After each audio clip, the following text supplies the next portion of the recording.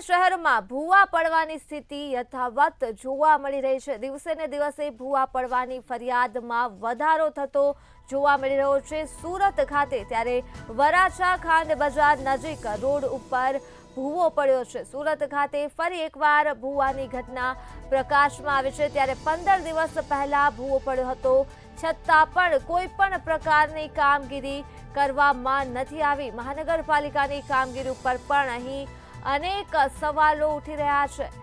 વરાછા ખાંડ બજાર નજીક રોડ ઉપર આ ભૂવો પડ્યો છે અને આ ભૂવો 15 દિવસ પહેલાનો છે। 15 દિવસ વીતી ગયા છે, છતાં પણ તંત્ર દ્વારા કોઈ પણ પ્રકારની કામગીરી કરવામાં નથી આવી। વરાછા ખાંડ બજાર નજીક રોડ ઉપર આ ભૂવો પડ્યો છે અને નગરપાલિકાની કામગીરી સામે પણ અહીં અનેક સવાલો ઉઠી રહ્યા છે। રસ્તા ઉપર જ આ ભૂવો પડ્યો છે। સુરત ખાતેથી આ ભૂવાની વિગતો સામે આવી છે।